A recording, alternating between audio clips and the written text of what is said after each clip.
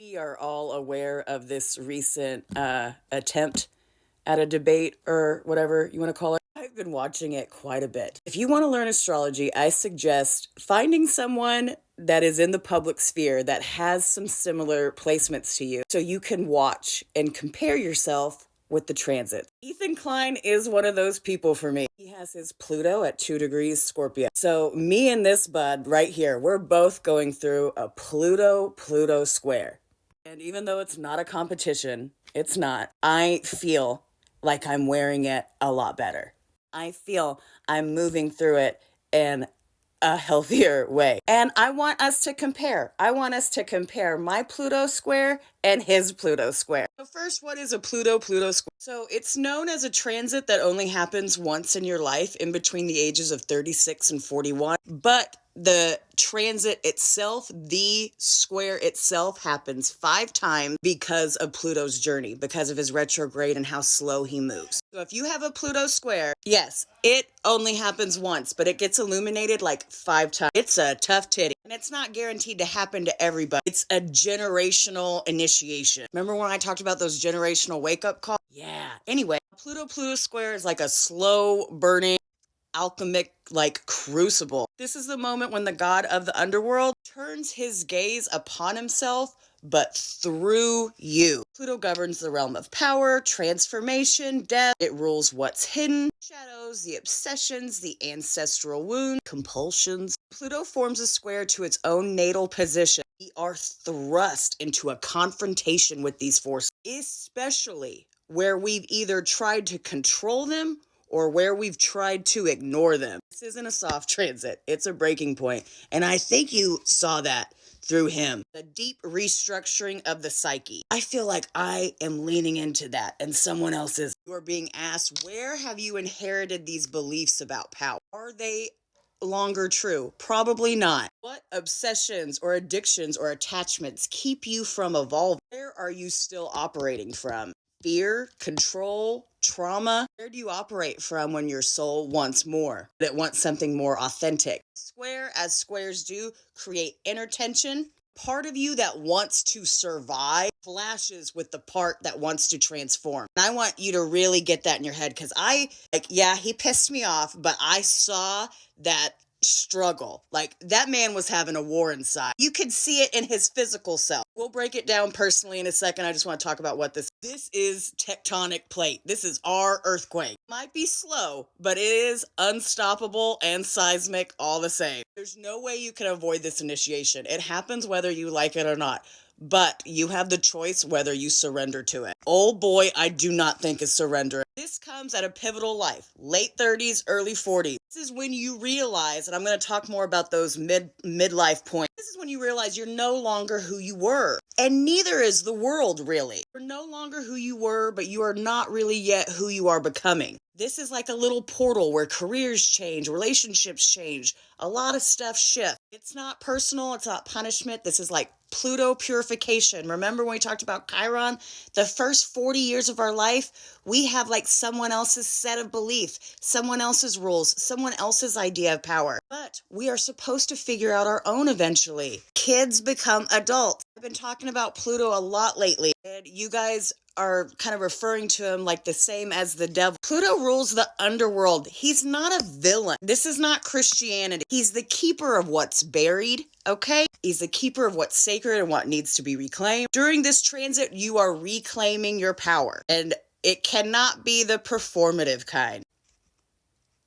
The soul deep, nothing left to prove. I am on a cross. I have no mask to wear, and I don't want to wear one. Okay, so this is Ethan's chart, okay? To be honest, he technically should be having a good fucking year. He has not leaned into those transits, and you can see this square is happening between his second and fifth or second and fourth, whichever house system you're looking at. Second house isn't just our money, it's our values. It's how we come to know ourselves. And it is the house of also the ancestors. What we get in the second house isn't always just ours. It's gifts from our ancestors. It helps establish who we think we are, who our values are, what we inherit, what we pass down. Obviously, Ethan's family has a very certain set of value that define him. Now, he has them and Scorpio. So, to truly master this, he needs to be able to transform those values. But man, Pluto is transiting near his IC. The IC is our root. It is our foundation. It's our pillar. So Pluto transiting in his fourth and fifth house says, hey, wait a minute. Are these ideas yours? Is this identity yours? Is this value yours? Is this how you define your worth? That's not right. That's not what your worth is. So, let me try to shake that. And you saw that in this man. This man has been in the public eye for years. He knows how to behave. He was so unkept, so disheveled. And I don't just mean physically, his mind. He became a child. He was holding on.